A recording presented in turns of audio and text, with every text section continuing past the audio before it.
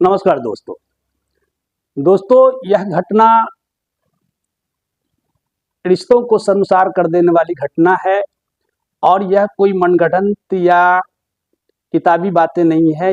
यह एक सच्ची घटना है और यह घटना उत्तर प्रदेश के अलीगढ़ से संबंधित यह घटना है। मैं इस घटना के विषय में आपको पूरी जानकारी दूंगा डिटेल्स करके कि लड़की के परिवार का क्या स्थिति था, लड़के के परिवार की क्या स्थिति थी, वो सारी बातें मैं बताऊंगा। लेकिन यह मामला अब एक पारिवारिक मामला से आगे निकल गया है, यह एक सामाजिक मामला बन गया है। लोग इस बात को सुन करके बड़ा हैरान है, इस बात को सुन करके बेहद आश्चर्यचकित हैं कि जो माता पिता अपने संतान के लिए सर्वस्व न्यौछावर करके चाहे अपनी कोई भी स्थिति से गुजर जाते हैं, लेकिन अपने बच्चों के लिए वो कुछ भी करने को तैयार हो जाते हैं। वह माँ इतनी घिनौनी हरकत कैसे कर सकती है? ये अपने बेटी के होने वाले पति के साथ प्रेम संबंध कैसे बना सकती है? तो वाकई दोस्तों, यह कहानी अपने आप में एक बड़ा ही विचित्र है।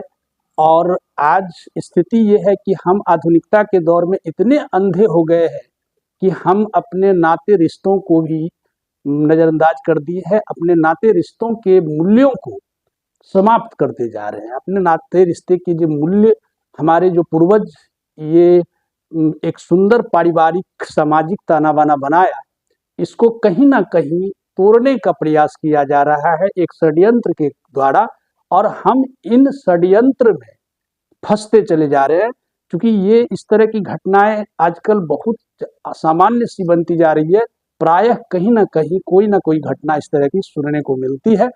तो इस लेकर के आप वीडियो में बने रहें और मैं आपको बताता हूँ कि ये कहानी किस तरह से हुई, कैसे ये प्यार परवान चढ़ा और कैसे एक सास अपने दामाद के साथ लव मैरिज कर ली। तो चलते हैं कहानी की ओर।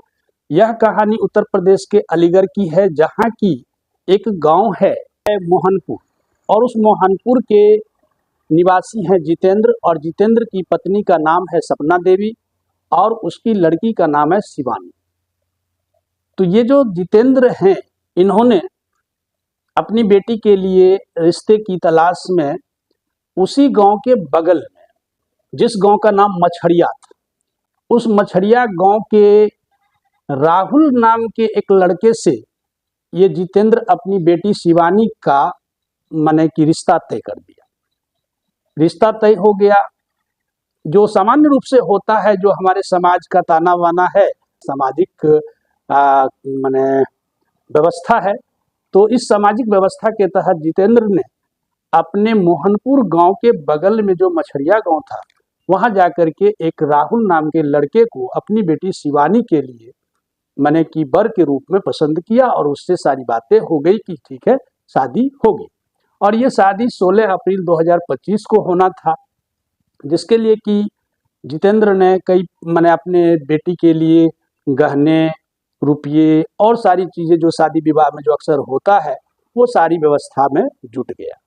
और ये कार्यक्रम चल ही रहा था, मतलब कि शादी जो है, शादी का जो अपना सिस्टम था, शादी का जो क्रियाकलाप था, वो सारा चल रहा था। तो इसमें क्या हुआ कि वो जो लड़का राहुल था, वो स्वाभाविक रूप से वो अपने ससुराल, चूंकि होता है कहीं कहीं क्या होता है, शादी के पहले भी लोग ससुराल आते जाते हैं, या मतलब अगल बगल लोगों से संपर्क बना करके मतलब ससुराल वालों से मिलना पसंद करते हैं। तो उसी तरह से राहुल भी अपने ससुराल के लोगों से मिल लेता था। तो उसमें हुआ क्या, उस राहुल ने अपनी सॉस को, अर्थात अपने होने वाली सॉस को एक मोबाइल गिफ्ट कर दिया, और मोबाइल गिफ्ट करने के बाद उसी मोबाइल से राहुल से और उसकी सॉस सपना देवी से बातचीत होने लगी। बातचीत होने के बाद ये बातचीत नज़दीकियाँ में बदल गई, नज़दीकियाँ बढ़ते बढ़ते ये नज़दीकियाँ प्रेम में बदल गया, और प्रेम में इस प्रकार बदल गया कि वो सपना देवी राहुल के साथ जीने मरने की कसमें खा ली।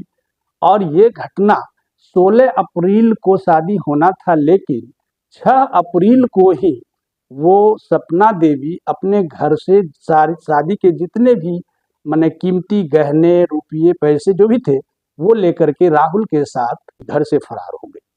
घर से फरार हो गई। जब जितेंद्र को इस घटना का पता चला, जब जितेंद्र को पता चला कि ऐसी बात हो गई कि सपना देवी फरार है और साथ ही साथ शादी के जो गहने रुपये थे वो भी गायब है, तो उसका बड़ा विचित्र उसको लगा कि ऐसा कैसे हो सकता है। लेकिन उसने छानबीन करने के बाद पाया कि सपना देवी ही उस पैसे को लेकर के या गहने को लेकर के फरार हो गई। और फरार भी हुई तो यूं ही फरार नहीं हुई, बल्कि अपने होने वाले दामाद राहुल के साथ भाग करके वो राहुल से शादी करना चाहती है, इसलिए वो घर से फरार हो गई।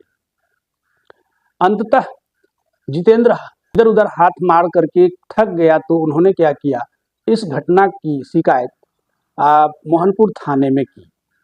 तो जो थाने में जब इसकी शिकायत हुई, माने पुलिस डिपार्टमेंट भी इस घटना को सुनकर के हतप्रभ था। लेकिन चूंकि कानून की प्रक्रिया जो कानूनन होता है, उसने अपना छानबीन शुरू किया और वो भागदौड़ करना शुरू किया। तो राहुल और सपना देवी स्वतः जो है थाना पहुंच गई, क्योंकि कहीं से उसको पता चल गया कि शायद इस प्रकार का थाना में केस उस हो गया, तो शायद उसको लगा होगा कि हम रिटर्निंग जाते हैं और अपना सफाई देंगे, तो वो थाना पहुंच गया। जब वो दोनों थाना पहुंचे तो थाना में पुलिस वालों ने उससे सख्ती से पूछताछ किया कि तुम लोग कहाँ थे, इतने दिन कहाँ रहे। तो उन लोगों ने बताया कि बगल में कासगंज पड़ता है, कुछ दिन तो वो कासगंज में रहे, फिर वहाँ से भाग करके उत्तराखंड के रुद्रपुर में जाकर के ये छिपे हुए थे। लेकिन जब इस घटना की उसको पता चला कि मेरे ऊपर केस हो गया है, जितेंद्र ने मुझ पर केस कर दिया, सपना देवी को जब ये पता चला तो वो थाना आ गए। तो इस प्रकार से वो थाना में आए। जब थाना में आए तो थाना में उससे मिलने के लिए जितेंद्र और जितेंद्र के बाकी परिवार के लोग और साथ में एक 7 साल का बेटा भी वहां पहुंचा। तो बेटा जो था अपनी माँ सपना देवी से लिपट करके रोना शुरू कर दिया। लेकिन ये प्यार में अंधी सपना देवी इतनी निष्ठुर हो गई कि वो 7 साल के बेटे को नजरअंदाज करके राहुल का हाथ थामे रही। तो सोचिए जरा सा, आदमी कितना अंधा हो जाता है, वक्त के साथ कितना बदल जाता है कि अपने जिगर के टुकड़े 7 साल के बच्चे की भी ममता उन्हें नहीं हुई। बच्चा रोता रहा लेकिन उसने बच्चे पर थोड़ा सा भी ध्यान नहीं दिया। वो राहुल का हाथ थामे मैंने प्रेमी प्रेमिका के रूप में बैठे रहे। तो पुलिस ने इस विषय पर कहा कि अब इसको हिरासत में ले लिया गया है, अब इसकी छानबीन की जाएगी।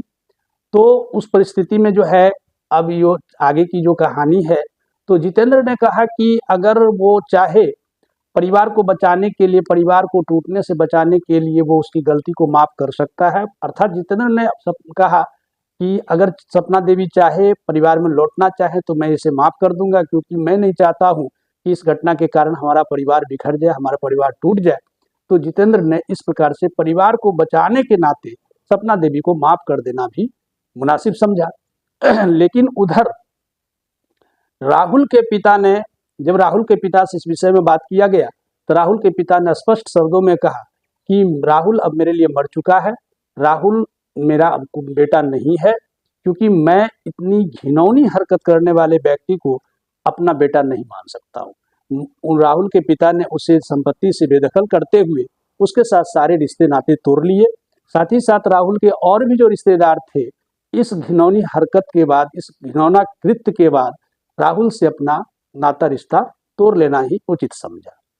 तो उसके बाद डीएसपी साहब से जब इस विषय में बात किया गया, तो डीएसपी साहब का कहना था कि हालांकि दोनों बालिग हैं, कि कानूनन उसे अलग नहीं किया जा सकता है, लेकिन उसके बावजूद भी डीएसपी महेश कुमार ने बताया कि मैं इस